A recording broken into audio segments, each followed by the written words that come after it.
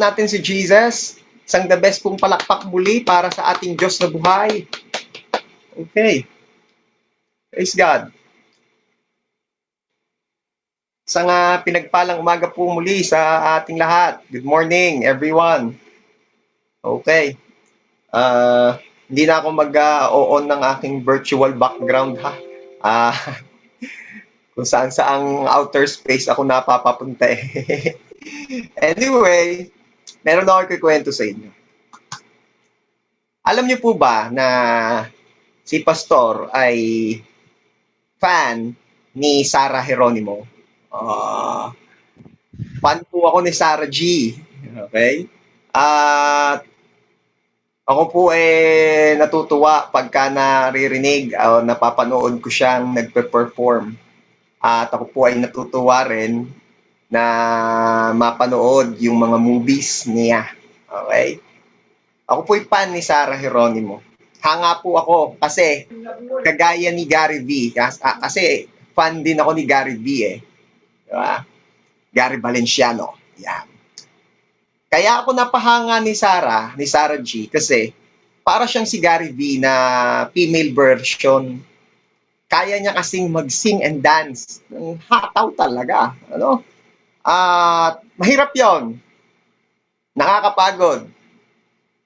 Paano niyo po nalaman, Pastor? Sinubukan ko. Sing and dance, tas hataw. Hindi ko kayang pagpatuloy. Hindi ko kayang ipagpatuloy dahil hindi na rin kayanin ng mga audience ang ginagawa ko. Okay. Mahirap yon at nakakapagod. At mahirap i-maintain yung ganung klaseng energy. Kaya nga sabi ko sa inyo, para siyang si Gary V. Ano ba ang tawag kay Gary V? Diba? Si Mr. Pure Energy. Yan. Kaya para sa akin, si Sarah G ang Miss Pure Energy. Yan. Talagang may pan eh. Pan talaga eh, ano. Ano pa? Magaling din po siya sa acting. Napanood nyo naman ng mga movies na siguro na pinagbidahan ni Sarah, ano? Ni Laida Magtala ba yun? Okay. So, magaganda rin ang kanyang mga movies na ginampanan. Magaling din siya sa acting. So, ito po yung mga tumatak sa isip ko kung bakit hindi ko makalimutan yang si Sarah G. Bakit? Kasi magaling siyang mag-perform, sing and dance, magaling siya sa acting. At bukod po sa mga talents niyang yon, isa pang bagay po na laging nagpapaalala sa akin patungkol kay Sarah G ay ito. Ang kanyang nakakadala at nakakahawang tawa. Di ba? Sino rito nakapansin ng tawa ni Sarah? Di ba? Ang tawa nun ay hagalpak na. Ang tawa nun ay talagang walang ka-poise-poise, walang ka-keme-keme. Ano, tinan nyo, nai-imagine, naaalala nyo pa lang yung tawa ni Sarah, natatawa na rin kayo. Kasi yun ay isa sa mga signature niya. Yun ang isa sa mga trademark ni Sarah G. Ang kanyang humahagalpak, ang kanyang nakakahawang, nakakadalang tawa. Ano? So, yun ang bukod sa galing ni Sarah G, yun ang talagang trademark niya sa akin. Yung kanyang signature na halakhak. Ayan. So, everybody say, ang tawa ni Sarah. Ayan. So, speaking of signature tawa ni Sarah G, sa Bible po, meron ding Sarah na may signature na tawa. Alam niyo po ba itong si Sarah na asawa ni Abraham, kilala rin siya sa Bible sa kanyang pagtawa. Talaga po, Pastor? Yes. Makikita po natin yan sa Genesis chapter 18, beginning verse 10 up to the following verses. Again, on Genesis chapter 18, beginning verse 10 up to the following verses. Let me read it to you. Ang isa sa mga panauhin ay nagsabi, "Tiyak na babalik ako rito at sa ganitong panahon rin, sa susunod na taon, at magkakaroon ng anak na lalaki ang asawa mong si Sarah." Ito po kasing time na ito ay may mga bisita po si Abraham. Okay? Pero, along the story, makikita or marireveal sa atin na hindi po pangkaraniwang tao yung mga bisita ni Abraham. Ano? Because according to the story, nakalagay po doon na yung mga bisita ni Abraham ay mga God's messengers. Ano? Yung iba ang sabi, yun ay angels. Yung iba naman ang sabi ay si God mismo ang bisita niyang nagkatawang tao lamang para makausap ng maayos ni Abraham. But anyway, it is God speaking to them by that time. Ano? So, ano sabi ni Lord? Tiyak na babalik ako rito sa ganito ring panahon sa susunod na taon at magkakaroon ng anak na lalaki ang asawa mong si Sarah. Tuloy natin. Nakikinig pala si Sarah sa pintuan ng tolda na nasa likod lamang ni Abraham. Verse 11. Matanda na silang dalawa ni Abraham at huminto na nga ang buwan ng dalaw ni Sarah. Ayan. Si Sarah pala ay hindi na nagkakaroon ng monthly period. Ang sabi ni Lord, magkakaanak daw sila ni Abraham. Verse 12. Ito na, sinasabi ko sa inyo. Tumawa si Sarah sa kanyang sarili. Yan ang signature tawa ni Sarah. Tumawa si Sarah sa kanyang sarili at nag-isip-isip. Sa katandaan kong ito, masisiyahan pa ba akong sumiping sa asawa ko na matanda na rin para magkaanak kami? So natatawa sa isip niya, natatawa si Sarah sa kanyang narinig. Verse 13. Nagtanong agad ang Panginoon kay Abraham. You see, si Lord talaga yung bisita by that time. Nagtanong agad ang Panginoon kay Abraham, bakit tumatawa si Sarah at sinasabi, magkakaanak pa ba ako ngayong matanda na ako? So, nakita nyo si Lord talaga yung bisita. Paano ko pa nasabing si Lord talaga yung bisita? Nasa isip lang naman ni Sarah yun, wala naman sinasabi si Sarah. Sa isip niya lang sinasabi, sa isip lang siya natatawa. Aba, alam ni Lord narinig ni Lord. Anong sabi? Bakit tumatawa si Sarah at sinasabi, magkakaanak pa ba ako ngayong matanda na ako? Verse 14. May bagay ba na hindi magagawa ng Panginoon? Dun pala yung verse na yon. Tulad ng sinabi ko, babalik ako rito sa ganito ring panahon sa susunod na taon at magkakaroon ng anak na lalaki, si Sarah. Verse 15. Natakot si Sarah, kaya nagsinungaling siya. Sinabi niya, hindi po ako tumawa. Pero sinabi ng Panginoon, tumawa ka talaga. So nakita niyo ang signature na tawa ni Sarah sa Bible. Okay. After lang panahon, ano nangyari? Lalakdaw na tayo, So from Genesis chapter 18, punta naman tayo ngayon ng Genesis chapter 21. Yan. Genesis chapter 21, beginning verse 1. Babasahin ko po sa inyo. Ngayon, inalala ng Panginoon si Sarah ayon sa kanyang ipinangako. Nagbuntis si Sarah at nanganak ng lalaki kahit matanda na si Abraham. Isinilang ang sanggol sa panahon na sinabi noon ng Diyos. Pinangalanan ni Abraham ang sanggol na Isaac. Nang 8 araw na ang sanggol, tinuli siya ni Abraham ayon sa iniutos sa kanya ng Diyos. Nang ipinanganak si Isaac, 100 taong gulang na si Abraham. Katanda na. Sinabi ni Sarah, pinatawa ako ng Diyos. At kahit sinong makarinig ng tungkol sa nangyari sa akin ay matatawa rin.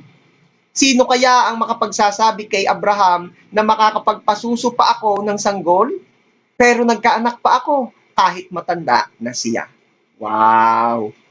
So, ang signature na tawa pala ni Sarah ay natatawa siya nung unang sinasabi sa kanya ni Lord na magkakaanak pa sila at doon sa dulo ng story ay natatawa na lang siya sa tuwa dahil sa ginanap o ginawa talaga ni Lord ang sinabi niya sa mag-asawa ni Abraham at ni Sarah. Wow! Napakagandang story. Ano po?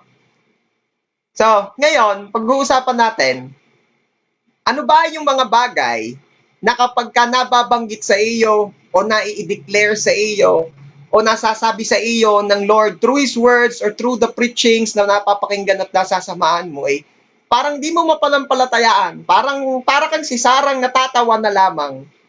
At sino po dito yung gusto na right after this service ay yung mga tinatawanan mo na lamang at di mo mapanampalataya ang mangyayari sa iyo, after this service, matatawa ka na lamang sa tuwa dahil nagaganap na sa buhay mo. Sinong gusto makaranas nun?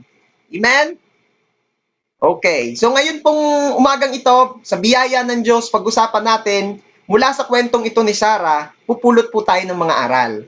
At kagaya nga po ng nabanggit ko na kanina, ang title po ng ating pag-uusapan ay Ang Tawa ni Sarah. Yan. Tayo po mag-pray. Lord, salamat po sa umagang ito na biniyayaan niyo po kami muli na makapag-service, makapag-aral, mapag-uusapan ng iyong mga salita kahit via Zoom. Lord, we pray na kayo po ang magturo sa amin. Turuan niyo rin po ang mga kapatid namin na nagjo-join via FB Live. At salamat po, for we believe great and mighty things ang ipararanas mo sa amin muli sa araw na ito. Salamat, Lord, sa magandang internet connection ng lahat. Salamat po dahil ikaw ang in control. We dedicate to you this service. Kayo po ang magturo, O God. Anoint, bless my lips as you bless the ears and the hearts ng makikinig. And we are declaring your complete victory alone and the defeat of the enemy in Jesus' name. Even retaliations, di namin pinahintulutan sa pangalan ni Jesus. Salamat po, Ama. We entrust and dedicate to you once again this service. Be blessed, O Lord. Walang ibang maparangalan, walang ibang mataas, kundi ang tanging pangalan niyo lang po, Lord Jesus. Salamat po, Ama. Ito po ang aming prayer. In Jesus' name. Amen. Praise God. Once again, ang title po ng aking isi-share sa inyo ay Ang Tawa ni Sarah. Ayan. So every time na maririnig mo, maaalala mo ang tawa ni Sarah, maaalala mo ang mga mapapag-usapan natin today. Amen. Okay. Ano ba ang ating pag-uusapan ngayon? Ito po kasi yon. Sa tingin ninyo, bakit natawa si Sarah sa pangako ng Diyos sa kanya? Yan. Bakit natawa si Sarah sa pangako ng Diyos sa kanya? From that story na narinig natin kanina, napansin naman natin, di ba? Natawa siya nung nangako si Lord sa kanya eh. At galing dito, kukuha rin tayo ng mga aral. Bakit nga ba ang tao minsan, para bagang hindi mapanampalatayaan ang mga pangako ng Diyos? Bakit parang natatawa na lamang at hindi masakyan ang sinasabi ni God? Okay? Alam niyo po ang Diyos po ay Diyos na napaka-visionary. Alam niyo yon? Yung meron siyang malaking pangarap para sa kanyang mga anak. Sabihin mo nga, malaki ang pangarap ng Diyos para sa akin. Ang ganda-ganda ng plano ni Lord sa buhay ng bawat isa. Sobrang ganda na minsan yung iba, hindi ito masakyan kaya natatawa na lang. Okay? Sige, maghanap ka ng mga tao, kausapin mo sila at sabihin mo, maganda ang plano ng Diyos sa buhay mo. Believe me, maaaring sa 10, hindi mawawalan doon ng matatawa sa sasabihin mo. Lalo pat pag tinitingnan na nila ang kanilang sitwasyon sa ngayon. Di mo yun maaalis kasi yun na may katotohanan. Kasi nga, may mga bagay na hindi pa nila nauunawaan. So, coming from this story ni Sarah, ano nga ba yung mga yon? Bakit minsan natatawa lang ang tao kapag naririnig nila ang mga pangako ng Diyos? O bakit natawa si Sarah? Number 1, kasi hindi pa revealed na ang nangako ay tapat. Bakit natawa si Sarah o bakit tayo minsan natatawa sa mga pangako ng Diyos? Kasi hindi pa lubusang revealed sa atin na ang nangako, si God na nangako ay tapat. Sabi po sa Hebrews chapter 10 verse 23. Hebrews chapter 10 verse 23, manangan tayong matibay sa pag-asang ipinahayag natin na walang pag-aalinlangan sapagkat siya, si Lord, na nangako ay matapat. Wow! Pag tayo pala daw nananampalataya, panghawakan natin ang kanyang mga pangako. Maniwala tayo. Bakit? Dahil ang nangako ay tapat. Ano pa ang sabi ng Bible dyan? Hebrews chapter 11, verse 11. Hebrews 11, verse 11. At sa pamamagitan ng pananampalataya, si Sarah ay tumanggap ng kakayahang magdalang tao. Kahit na siya ay lampas na sa gulang upang magkaanak, nanganak pa rin siya sapagkat kinilala niya na ang nangako sa kanya ay matapat. Yun. Tapat po ang nangako. Ang Diyos na nangako kay Sarah, ang Diyos na nangangako at nangako sa ating lahat ay tapat. Hindi po siya katulad ng mga nangako sa atin dati na hindi naging tapat. Yan. Speaking of mga nangako, baka meron kasi ditong mga napangakuan. Yan. Mga, ang sabi ay dadalhin kita sa aking palasyo. O yan. Alam niyo yung kantang yun, pero hindi si Sarah G ang kumanta nun ha. Dadalhin kita sa aking palasyo. Oh, di ba? Ano pa ba sabi do sa kanta? Ang lahat ng ito ay pinangako mo. Ano nangyari? Dadalhin lang pala ng hangin. Oh. Sino rito yung mga napangako at dinala lang ng hangin ng pangako sa kanya? Okay. Nadala kasi tayo, Nadala kasi tayo na magtiwala dahil ang dami nang nangako sa atin before, pero puro napako na lamang. Remember ang mga nangako ng tuwid na daan? Nasa na ang tuwid na daan? Sabi nga ng mga taga-ready sa Padre Garcia, may barangay din kung tawagi kilo-kilo. Ay mahirap daw yung pangakong tuwid na daan dahil doon daw sa barangay nila kilo-kilo. Okay. Kaya, sino pa ba mga nangako sa atin? Oh. Maraming nangako, pero napako. At maraming mga nangakong pag hindi raw napaayos ang mga bagay-bagay, ay meron silang mga pangakong binitawan. Pag hindi napaayos ang MRT, LRT, magpapasagasa. Ay atin naman hanggang ngayon buhay na buhay pa, pero hindi rin naman naayos. Sino pa mga nangako? Na pag di daw naayos yung gusot, doon sa sinasakop na part ng ating bansa ay magje-jet ski at pupunta doon sa lugar na iyon. Hindi naman nagje-jet ski. Yung mga nangako nung eleksyonan na libreng gamot, libreng pagkain para sa lahat, nasaan na? Aray ko. Ultimong NFA, nininegosyo. Come on. Nadala tayo. Ang daming nangako napako. Kaya nakakreate po tayo ng image na lahat ay hindi tapat sa pangako nila. At ang worst, pati ang Diyos na damay doon. Kasi ang sasabihin ng iba, promises are made to be broken. No. Ibahin mo si Lord. Sabi po sa Numbers 23:19, God is not human that He should lie, not a human being that He should change His mind. Does He speak then not act? Does He promise and not fulfill? Oh, matindi. Si Lord daw ay hindi kagaya ng tao na nagsisinungaling, na nagbabago ng isip, at hindi marunong tumupad sa pangako. Hindi daw siya kagaya ng tao. Hindi siya pabago-bago ng isip.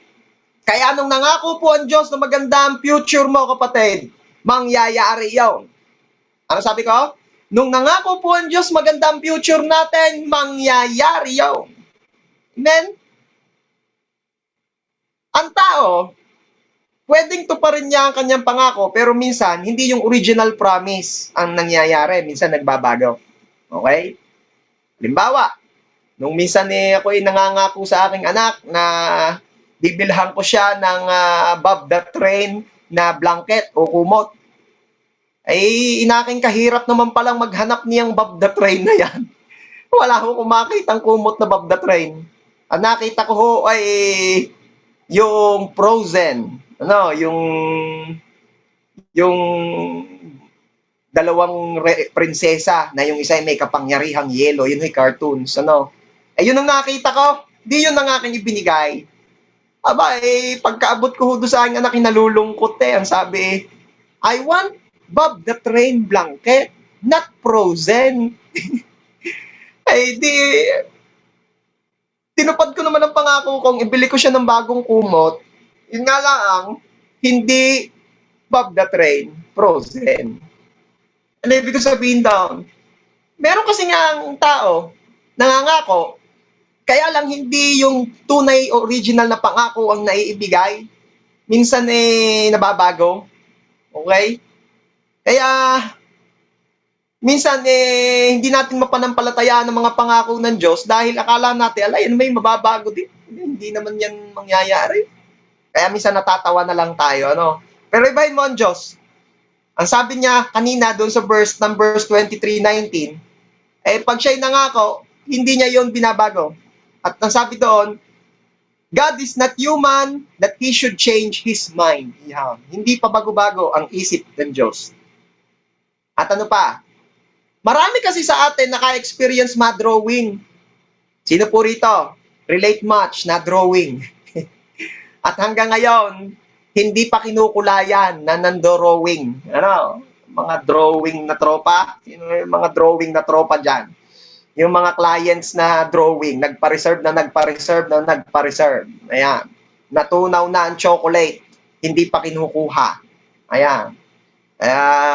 Maisingit ko lang po sa lahat ng mga naiinip sa kanilang pagtigil sa bahay, kumain ka ng tsokolate, sasayang iyong buhay. El Chocolate. Masarap po ang mga chocolate ng mga yan. Talagang nasa tamang presyo. Murang-mura lamang. For more inquiries, visit their page, El Chocolate. At i-message nyo po yung page na yun. Magre-reply agad yan. Pwede rin ho kayong umorder ng halo-halo sa page na yan. Bayaran nyo lang ho shipping. Anyway, sabi ko nga sa inyo, si Lord hindi drawing. Pag sinabi niya, ginagawa niya talaga. Sabi po sa Genesis chapter 21, beginning verse 1 and 2. Pinagpala ni Yahweh si Sarah at tinupad ang kanyang pangako. Everybody say, tinupad ang kanyang pangako. Ayon sa panahong sinabi ng Diyos, si Sarah nga ay nagdalang tao at nanganak ng isang lalaki kahit matanda na noon si Abraham. Napansin niyo? Nangako si Lord kay Sarah at tinupad niya ito. Ngayon, gusto ko makita niyo, church. Ano ang pangako ng Diyos na pinangahawakan mo? Kasi maaaring yung iba, sige po, naniniwala po ako. Natutuparin po ng Diyos ang mga pangako niya sa akin. Ano nga bagang pangako ng Diyos ang pinangahawakan mo? Kahapon ho ay nag-life group kami at napag-usapan namin ng mga boys, ano yung life verse na pinangahawakan mo? Ano yung verse sa Bible na yun yung pinangahawakan mo sa buhay mo? Para bagang yun ang covenant verse ninyo ni Lord. At sinabi ko sa mga boys na, pwede ba wala nang sasagot dito ng Jeremiah 29:11, ng Matthew 6:33? Pwede ba wag na muna yung mga yon? Iba naman. No. At nakakatuwa at kanya-kanya ng mga verses, talagang magagaling ang mabibilis ang kanilang mga internet connection. Hindi pala, hindi. Hindi alam talaga nila dahil life verse nila yun eh. At natutuwa ako na meron silang mga life verse na pinangahawakan. So ikaw, kapatid, anong pangako ng Diyos ang pinangahawakan mo? Panghawakan mo kasi ang nangako ay tapat. Okay? So kung ikaw ay nangangako, nananampalataya sa pangako ng Diyos na titira ka sa tahanan na hindi ikaw ang nagpagawa at pupunuin ito ng mabubuti at magagandang bagay na hindi ikaw ang bumili, ay panghawakan mo yan. Kaya alam ko marami kayong mga pinanghahawakang pangako ng Diyos. Panghawakan mo yan. Bakit? Uulitin ko, ang nangako ay tapat. So that's number 1. Bakit kaya natawa si Sarah nung una sa pangako ng Diyos sa kanya? Di pa kasi revealed na ang nangako ay tapat. Number 2, ano pa kaya? Bakit minsan ng tao ay natatawa kapag may pangako ang Diyos na binitawan sa kanya? Number 2, di alam na sa faith, age doesn't matter. Di pa alam na sa faith, age doesn't matter. Kung sa love, age doesn't matter, ganun din sa faith. Tayo kasi, familiar tayo na sa love, age doesn't matter. Nitong nakaraan nga lamang, ako po ay nakikiselebrate sa aking isang kasamang kamanggagawa na ikinasal. At alam niyo po, kaya ako tuwan-tuwa sa kanilang love story. Ito po kasing aking kamanggagawang ito, not to mention his name, ay talaga namang matagal na rin nagpe-pray. Matagal na rin siyang nagpe-pray na siya ay magkaroon ng partner in life. Dahil kaedadang ko ho ito 21 years old ho ito kaedadang ko. May mga natawa kahit pit naman yung tawa ninyong ayan. Dapat si Sarah lang ang natawa. Anyway, sasabihin ko na ha. Ayan. Tama nga yung verse kanina ang tao ay nagmarunong magsinungaling. So sasabihin ko ng tunay, hindi po ako 21, ako po 25. Ayan. Nawala na kayo, marunong talaga magsinungaling ang tao. Diyos lang hindi nagsisinungaling. Ako po'y 32. Ayan. Okay. Ito kasing kamanggagawa kong ito, matagal-tagal na rin nga naghahanap nagpe-pray. Actually, di ba naghahanap nagpe-pray ng magiging partner in life. At kagaya nga sabi ko sa inyo, kahapon ba yun, no, isang araw, ay ikinasal na sila ng kanyang napaka-bless. Sa bawat isa naman ay bless sila, na may bahay na ngayon, kung tawagin. At hindi ko makalimutan, sinabi niya doon syempre, hindi naman ako nakapunta ng wedding at ako hindi nagpupunta na ng wedding ngayon. Nakita ko lang doon sa video. Sabi doon kahit isang dekada ang ating pagitan, ay nagpapasalamat ako dahil doon sa isang dekadang yon ay doon tayo nagkatagpo. Naks naman. So kung ipagpalagay na nga 32, di yung kanyang napangasawa ay 22. Ano nga ang ibig sabihin? Ano nga ang sabi sa love? Sa love, age doesn't matter. Pero alam niyo, sabi ko sa inyo, familiar tayo doon sa love, age doesn't matter. Pero alam mo ba, na sa faith, ganun din. Sa faith church, age doesn't matter. Sabihin nga nating lahat, sa faith, age doesn't matter. Pwedeng manampalataya kahit anong edad. Sabi nga, ay kalabaw lang ang tumatanda. Yang age, numbers lang yan. Kung ikaw ay lumampas ng kalendaryo, kagaya ni Pastor, 32 na, lampas na ako sa kalendaryo, huwag kang mag-alala. Bakit? May medida pa. Kaya yung mga lampas na sa kalendaryo, huwag kang mag-alala. May medida pa. At kung lumampas ka sa medida, huwag kang mag-alala. May metro pa. Higpit naman, Pastor, nung lalampas sa medida, ay malay nyo makalampas. Okay? Pero ang punto ko ito, yung age number lang yan. Kalabaw lang ang tumatanda. Pag faith ang pag-uusapan, walang edad-edad dito. Mapabata o matanda, pwedeng manampalataya. Naririyan pa kayo. Sabi po sa Genesis chapter 18 verse 11, Genesis chapter 18 verse 11, ang mag-asawang Abraham at Sarah ay parehong matanda na. Yan. Si Abraham pala at si Sarah that time parehong matanda na. Bakit po natawa si Sarah? Natawa si Sarah kasi akala niya pag sa usapang pananampalataya may age limit.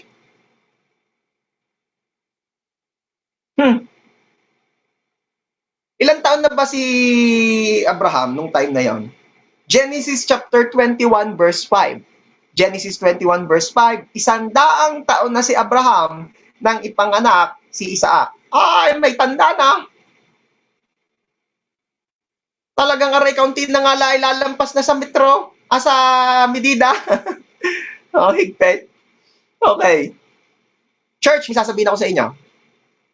Huwag mo sabihing matanda ka na para humingi ng magagandang bagay. Huwag mo sabihing bata ka pa para humingi ng magagandang bagay. Alam nyo kasi minsan, ang pinananampalatayaan natin, ibinabagay natin sa edad. Huwag ganon. Sabi ko nga sa inyo, sa faith, age doesn't matter.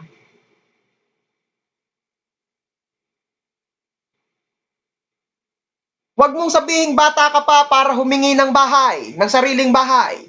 Sino dito yung kahit mga youth pa sila, humihingi na sila kay Lord as early as now ng sariling bahay at lupa? 'Di ba? Wag kang mag-aalangang manampalataya ng mga ganung bagay. Oh. Sino po rito yung kahit youth pa siya, humihingi ka na kay Lord ng brand new car? Men? Oo, hingi lang ng hingi. Oh.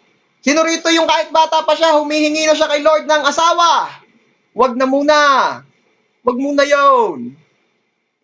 Yung iba kasi, ganun eh. Di mapanampalatayaan yung bahay, di mapanampalatayaan yung lupa, yung sasakyan, pero nagpe-pray na ng mapapangasawa. Grade 11 pa lang naman. Ay, wag ganon. Wag mo muna ipag-pray yun. Pwede mo namang ipag-pray, sabihin mo, Lord, habang ako pinag-aaral, kayo na po ang maghanda ng aking future love life. Pwede naman yun. Wag lang naman yung asawa na agad. Okay. Ang sabi po kasi sa Bible, humingi at ikaw ay bibigyan. Di ba? Narinig nyo na yon? Nabasa nyo na yon?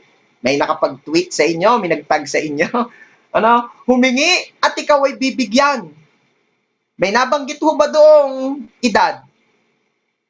May nabanggit po ba doon na humingi at ikaw ay bibigyan kung hindi ka pa senior citizen? Meron bang gayon?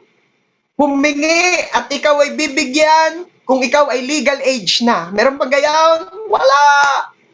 Walang age qualification. Walang age limit. Ang sabi, humingi at ikaw ay bibigyan. Age doesn't matter. Hindi mo kailangang i-deprive ang sarili mo sa magagandang bagay dahil sa age mo. Kaya church, natutuwa ako dun sa mga bata pa lang, humihingi na kay Lord ng sariling bahay. Natutuwa ako dun sa mga kahit matatanda na, humihingi kay Lord ng gadgets. Yung iba kasi, alay, tama na aring dikipad ako na may matanda na. Who told you? Pwede ka pa rin mag-enjoy ng mabubuti at magagandang bagay. Bakit? Because it is God's will for us. That Jesus came to give us life and have it abundantly.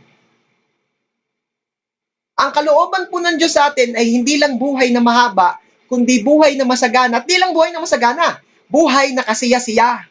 Oh. So kahit nasa may edad ka na, manampalataya ka pa rin. Ala ko naman retiring age na. Kasarap ganung ikaw ay nasa retiring age na, pero ikaw ay still nagki-create pa rin ng wealth for your family. Kasarap ganung kahit ikaw ay retired na, ikaw ay namamahinga na sa pagtatrabaho, ay meron ka pa rin something. Ano? Na napapagkakitaan. Ano ba ang will ni God sa atin? The Lord wants us to abound in every good things, so we will abound in every good works. Paano po ang isang Kristiyano ay mag-a-abound in every good works if they are not abounding in every good things? Kaya nga, hindi ko makalimutan, binanggit ni Pastor Ed Lapis sa isa sa kanyang mga itinuro before. Maganda, yung kahit matanda ka na, you're still producing wealth. Maganda, kahit may edad ka na, you're still producing wealth. Bakit? Una, sinabi niya doon, para hindi ka maging burden sa mga mahal mo sa buhay. Kaganda ka na yung ikaw ay nasa retiring age mo, pero hindi ka burden ng iyong mga anak, hindi ka burden ng iyong mga loved ones, bagkus ikaw ay blessing pa rin sa kanila kasi even at your age, ikaw ay nagiging pagpapala pa rin because you're doing something. Ano? Kaya nga, when you stop dreaming, you stop living. Pwede ka namang tumigil sa paghahanap buhay na dati mo nang pinagisnan, pero wag kang tumigil mangarap. Pero hindi rin naman pwedeng hanggang pangarap lamang, ha? Maganda pa rin na you're doing something. Bakit? Sabi rin na nung isang pastor, nabasa ko yung isa niyang tinuro, sabi niya, pag daw ang isang tao tumigil na sa paghahanap buhay, wala na yung ibang gagawin kundi makialam ng buhay ng may buhay. Tunay! Bakit? Wala nang pinaggagawa. Kaya wag kang tumigil. Ano? pwede naman ko, halimbawa, mabigat yung trabaho mo before, tapos alam mo, nasa edad ka na kung saan dapat mamahinga ka na muna, o edi ibahin mo. Have something na still magiging productive and fruitful ka pa rin, pero not compromising your body and your health. Diba? So, ako'y natutuwa again. Kaya ako'y nababanggit. Natutuwa ako doon sa mga kahit may edad na, humihingi pa rin, nananampalataya pa rin. Marami tayong mga kilalang ganan. Di ba yung founder ng KFC? Kailan niya sinimulan ang KFC? Ang tanda-tanda na niya nung nagsimula siya ng KFC. Kaya hindi po basihan niyang edad para di ka naman ng palataya. Believe me, ano man ang edad mo, kayang-kayang gumawa ng Diyos ng something miraculous sa buhay mo. Manampalataya ka lang. Age doesn't matter. Sa faith, age doesn't matter. Okay? Number 3, bakit minsan ang tao natatawa kapag may pangako ang Diyos na binitawan sa kanila? Akala ay huli na ang lahat. Yan. Kanino nyo ga naririnig yan? Parang sa sini ko lang madalas marinig yan. Huli na ang lahat. Naks naman. Akala niya ay huli na ang lahat. Kaya ang kailangan po natin dito ay pagtiwalaan ang timing ni Lord. Sino po ba rito yung sa totoo lamang ay nakaranas siyang naiinip na siya dahil ang tagal-tagal na kasagutan, katugunan ng Diyos sa kanyang mga ipinanalangin? Ako po, honestly, may mga times na ako'y naiinip. Naiinip ako. Pero okay, I thank God na sa panahon na ako'y naiinip na, the Lord is reminding me to trust His timing. Genesis chapter 18 verse 14. Genesis chapter 18 verse 14, sinabi po ng Panginoon, babalik ako sa 1 taon at pagbalik ko'y may anak na siya. Ano ang pangako ng Diyos kay Sarah at kay Abraham? Babalik ako sa 1 taon at pagbalik ko'y may anak na siya. O daw tayo, Genesis 21:2. Genesis 21 verse 2. Ayon sa panahong sinabi ng Diyos, si Sarah nga ay nagdala ng tao at nanganak. Wow! Galing, ano? Galing ng timing ni Lord. Ano lesson? Huwag po nating madaliin si God. Perfect ang timing ni Lord. Sabi nga, mothers knows best. Our Abba Father knows best. Alam niya ang tamang timing and He's never late. Sabi nga ng isang life group ko kagabi, si Lord daw, maaaring mapaagayan, pero hindi yan nalilate. Naks naman. Yan ang kanyang pinangahawakan. Timing daw ni God. Galing? Maaaring yung iba sinasabi, wala na, pastor, huli na ang lahat para ako'y manampalataya pa niyang mga ganyang bagay. Bakit?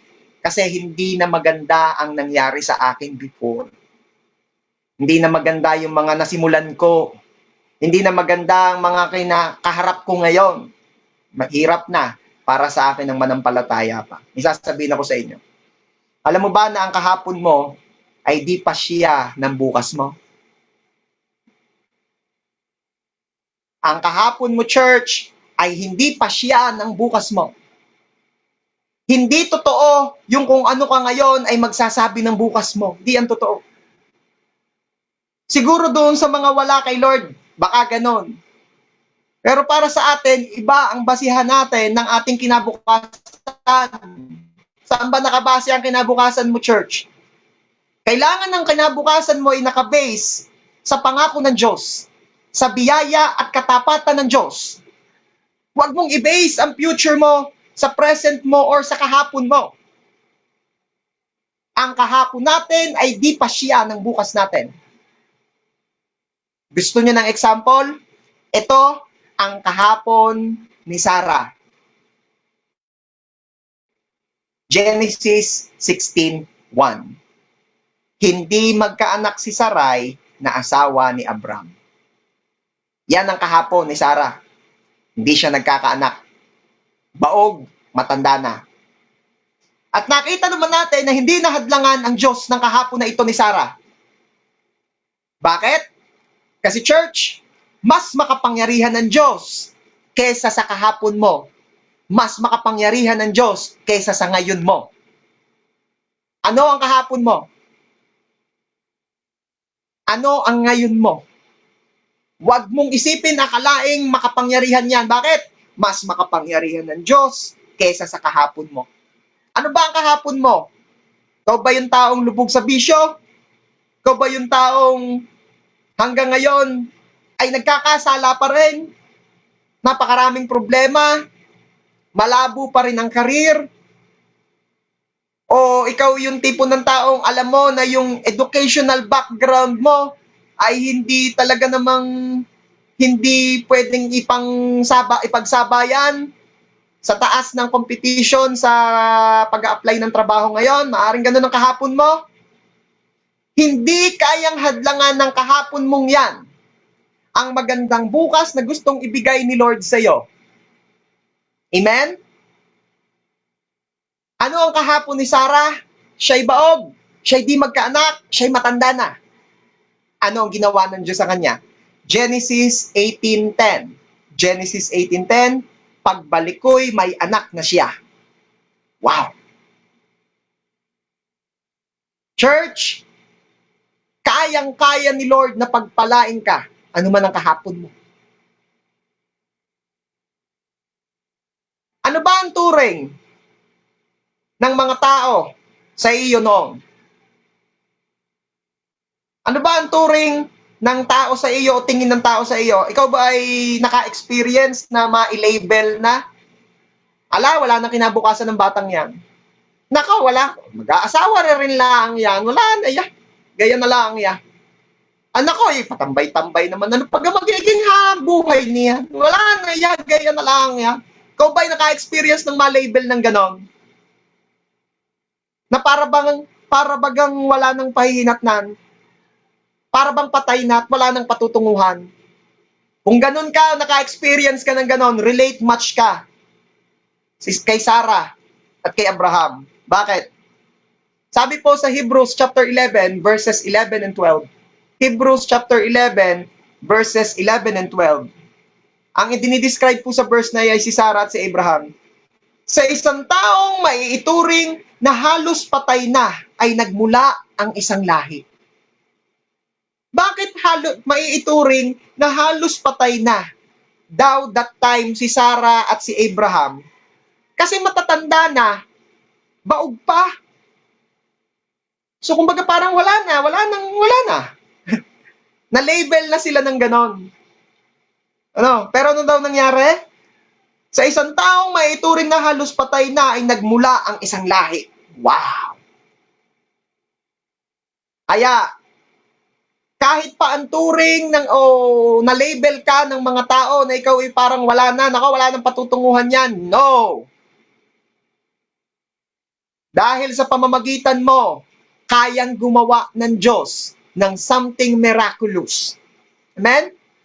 Kayang-kaya ni Lord na mag-raise up ng isang somebody na kayang gamitin niya para pagpalain ang buong sambahayan ninyo. At kaya yung gawin ng Diyos sa buhay mo. Amen? Kahit anong turing mo at nila noon sa buhay mo ay parang patay na, kay Lord, potential ka. Amen? May ibubuga ka pa. Okay, wag mo sabihin, ala ko matanda na, mag-alaga na lang ako ng mga apo. No! May ibubuga ka pa. Ala, ako na may nakapag-asawa na, garni na lang ako, di mo ako nakapagtapos ng pag-aaral, garni na lang ako. No! Napakalaki pa ng pag-asa mo. May pwede pang mangyari radically through you. God can do miracles and actually series of miracles in your life. Pwedeng-pwede pa na may mangyari sa'yo. Dahil ang Diyos, napakalaki ng pangarap sa'yo. Ang Diyos, napakaganda ng plano sa buhay mo. Claim it if you believe. Receive it. The Lord will do miracles in your life.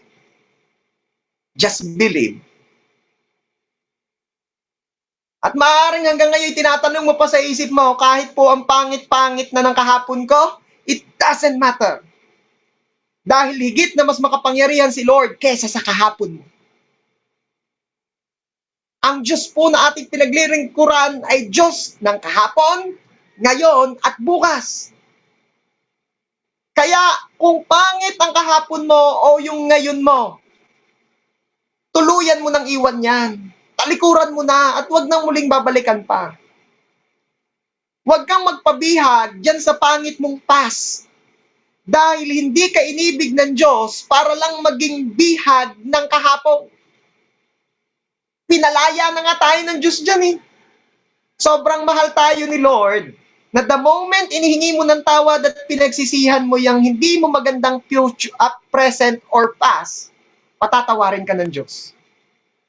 At hindi ka lang patatawarin, erase yan. Sabi nga though our sin is as red as scarlet, if we will ask forgiveness, the Lord will forgive us and cleanse us. At ano mangyayari? We will be as white as snow. Wow! Hindi lang erase o kinalimutan as if never mo talagang nagawa sa paningin ng Diyos. If we will ask forgiveness. Kaya hindi kayang hadlangan ng past mo si Lord para magawa niya ang perfect will niya for you. Amen? So trust God's timing. His timing is perfect. At kahit paano ang iyong sitwasyon ngayon, hindi mahuhuli ang Diyos. Sakto lang yan. Tama lang yan. Alam ng Diyos ang ginagawa niya. Alam ng Diyos ang tamang timing. So let's trust Him. Amen ba? Praise God. So, in conclusion, ano ang kailangan nating malaman o maunawaan dito? Na pagdating ng problema o pagsubok, ang tawanan mo ay ang problema. Huwag ang kakayanan ng Diyos. Huwag ang mga pangako ng Diyos. Pag ang Diyos nagbitaw ng mga pangako, may narinig kang promises, either sa preaching, or may nabasa ka, huwag mong tatawanan. Panghawakan mo. Ang tawanan mo ay ang pagsubok. Ang tawanan mo ay yung sitwasyon. Ang tawanan mo yung problema. Kung may tatawanan ka, ang tawanan mo yung problema. Tawanan mo ang problema kasi no match siya kay Lord. Okay? Yung mga hindi nakakapanampalataya at hindi masakyan ng faith natin, natatawa sila sa atin. Sa totoo lang. Honestly, ako po nung una, ganun natatawa ho ako doon sa mga nakikita ko nung una pa lang ako umaattend sa church. Bakit? Hindi ko alam yun Hindi ako sanay doon at hindi ako that time ka-level ng faith nung mga nakikita ko. At kaya ganun din sila, yung mga natatawa sa pinananampalatayaan natin. Hindi kasi nila alam. Ano pa?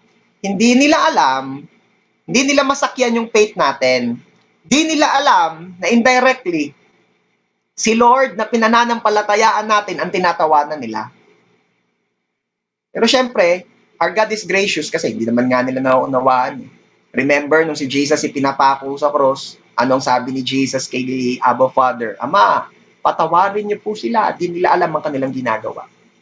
So, nakakalungkot na merong mga pinagtatawanan tayo because of what we believe, pero let's be gracious to them. And I believe it is the same thing na ginagawa ni Lord sa kanila. Gracious si Lord sa kanila dahil di nila alam ang kanilang ginagawa. Sabi ko nga sa inyo nung una, si pastor pa mismo ang numero unong tumatawa at nantitreat sa mga born again. Okay? Pero asan ngayon si pastor? Ako ngayon ay isa sa mga nakaunawa na sa biyaya ng Diyos na hindi pala nga katawa-tawa kundi dapat panghawakan pa yung mga pangakong iyan ng Diyos. Moving on, ano kailangan mong gawin? Every time na may taong nananampalataya, mag-agree ka lang. Kung may sense. At huwag mong tatawanan. Sinabi ko may sense. Baka naman kasi yung iba nananampalataya ng walang sense, matatawa ka talaga. Pero huwag mong kontrahin, huwag mong tawanan, mag-agree ka. Nung una po, natawa si Sarah sa sinabi ng Diyos para sa kanilang mag-asawa. Natawa si Sarah, namang sitwasyon nilang iyon. Matanda na, baog pa. Paano ka naman niyang magkakaanak pa? Sabi sa Genesis 18 verses 10 to 15, pagbalik ko'y may anak na siya. Lihim na natawa si Sarah. Verse 13, bakit natawa si Sarah? Verse 14, meron bang hindi kayang gawin si Yahweh? Yan. Doon pala yan, ano? Is there anything impossible to God? Yun pala, doon pala yung verse na yun. Kailangan natin laging maalala ang tanong na yan ng Diyos. Mayroon bang hindi kayang gawin si Yahweh? Yan. Kaya kapag meron kang mga promises ni God na nabasa, narinig, at para bagang natatawa at di mo masakyan, balikan mo yung tanong na yun ni Lord kay Sarah. Meron bang hindi kayang gawin si Yahweh? Hindi, no? Tuwing parang pinalulungkot ka na ng problema, tanungin mo sarili mo, meron bang di kayang gawin si Yahweh? Tuwing tinatakot ka na ng sitwasyon mo, tanungin mo sarili mo, meron bang di kayang gawin si Yahweh? At ikaw na rin mismo ang sasagot niyan. Walang imposible sa Diyos ko. Walang imposible sa Diyos ko. Walang imposible sa aking Panginoon. Amen? Nung una natawa si Sarah, pero after natuto si Sarah, ay problema na ang tinatawanan niya. Genesis chapter 21, verses 6 to 7, sabi doon, nakakatawa, sabi ni Sarah, nakakatawa. Sa edad na iyon ni Abraham, kahit siya'y matanda na. Diba? Nung una, ang tinatawanan ni Sarah ay yung pangako ng Diyos. Pero nung nakita niya na ang Diyos pala'y tapat, na ang Diyos pala'y able, na ang Diyos pala hindi kayang hadlangan ng sitwasyon, maging ng yung ngayon o ng kahapon, nakita niya, hindi na niya matawanan ng pangako ng Diyos. Bagkus, ang tinatawanan na niya yung sitwasyon, ang tinatawanan na niya yung problema, yung pagsubok. Ano sabi doon? Nakakatawa, na sa edad naming itong mag-asawa ay nagkaanak pa kami. Ano? Ang tinatawanan na niya yung sitwasyon. Church, I pray na right after this message, yung mga nagpapalungkot sa iyong sitwasyon mo ngayon, yung mga nagpapaworry sa iyong problema o pagsubok ng buhay na kinakaharap mo ngayon, ay tatawanan mo na lamang, imamak mo na lang, mamaliitin mo at sasabihin mo, malakas ang Diyos ko. Mas malaki ang Diyos ko. Mas matindi ang Diyos ko. Ikaw, pandemic, tatawanan lang kita dahil mas malakas ang Diyos ko. Ikaw, kakulangan, ay hindi na ako magpapa-apekto sa iyo dahil mas malaki, mas malakas at tapat ang Diyos ko. Amen? So ngayon pong umaga, tatawanan na lang natin ang ating mga sitwasyon. Hindi ko sinasabi na hindi mo haharapin. Tatawanan mo na lahat, babaliwalain. Hindi ko sinasabing ganon. At ayaw ko rin naman na after this message, ikaw ilalabas ng bahay at magtatatawa ka at sasabihin mo, ang tinatawanan ko yung problema ko. Huwag mo naman gagawin yun, parang awa mo na. Okay? Ang sinasabi ko lamang dito, sa halip na ikay mag-alala, tawanan mo na lamang ang problema. At mag-celebrate ka. Anong isa-celebrate natin? That nothing is impossible to God.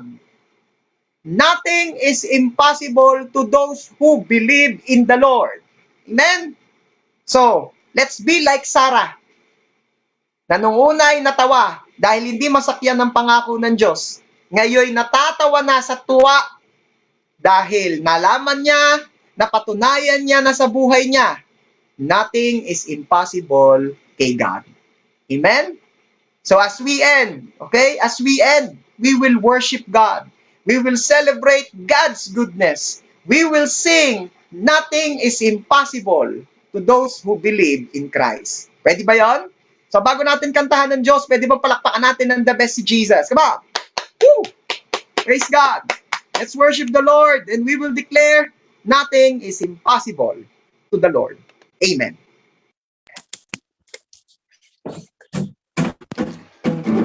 Through you, I can do anything. I can do all things. 'Cause it's you who give me strength. Nothing is impossible. Through you, blind eyes are open. strongholds are broken. I am living by faith. Nothing is impossible.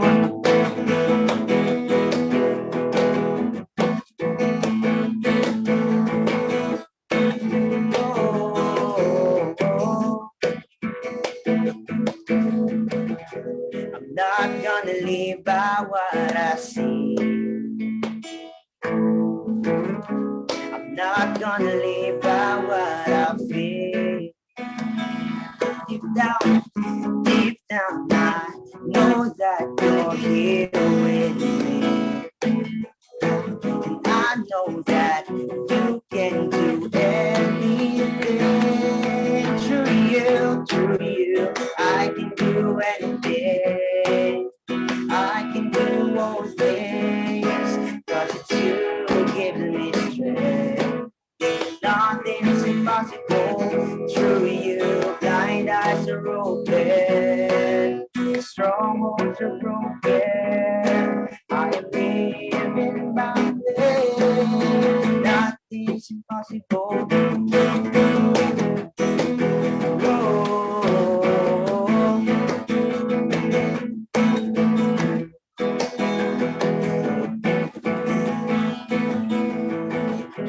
Speak to every limitation.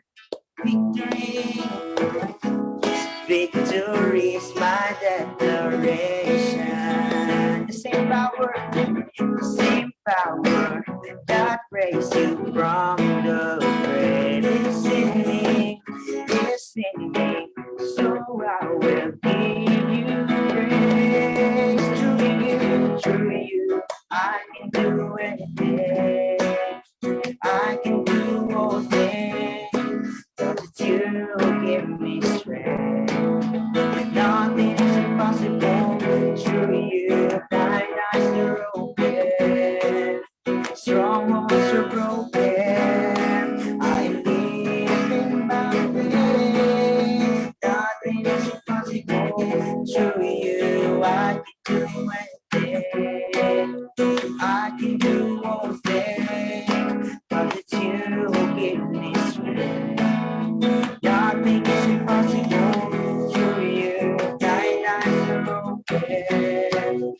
Strongholds are broken. I am living by faith. Nothing is impossible. Sing, we believe in you, Jesus. Whoa. Come on, church. I believe, I believe.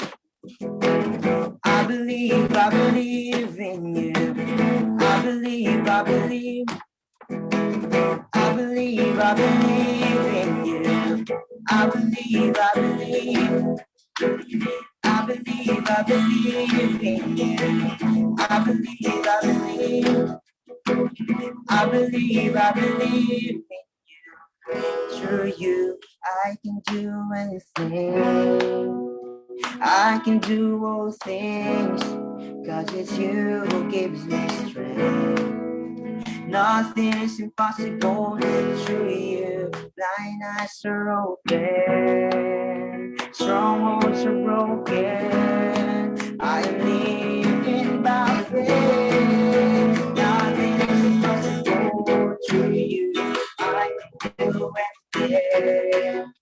I can do all things, but it's you who gives me strength. Nothing is impossible.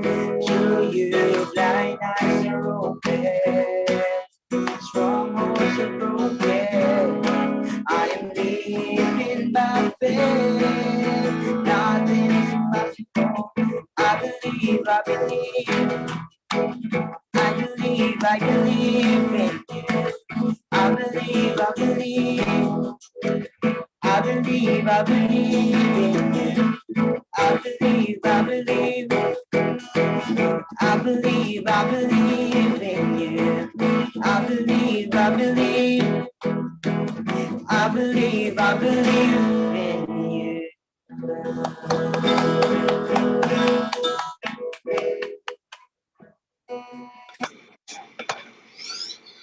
Praise God. Let's pray.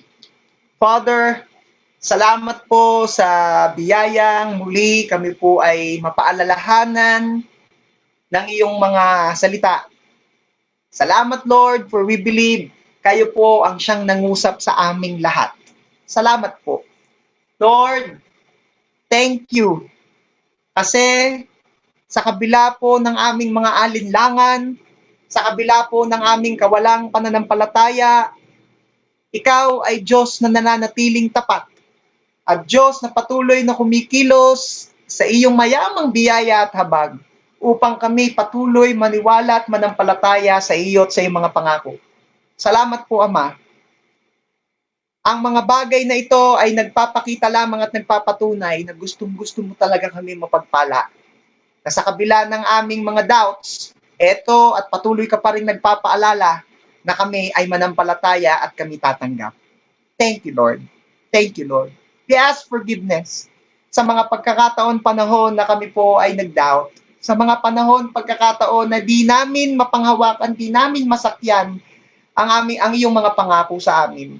We ask forgiveness sa mga panahon kami po ay nagpadala sa takot, nagpadala sa aming mga nararanasan, nagpadala sa sitwasyong aming kinaharap. We ask forgiveness, O God. And thank you, Lord, for we believe in your word na sinabi niyong if we confess our sins, ikaw ay Diyos na nagpapatawad. Salamat, Lord. Today, tuloy ko pong idinideklara na sa biyaya mo, Panginoon, ng bawat isa'y bubuhus at bibiyayaan mo, patuloy at patuloy manampalataya, manalig, kumapit sa mga pangako mo sa amin. Salamat, Lord, dahil ikaw ang siyang nag-i-increase, nagle-level up ng aming faith para patuloy at patuloy kaming manampalataya sa iyo. Salamat po, Ama.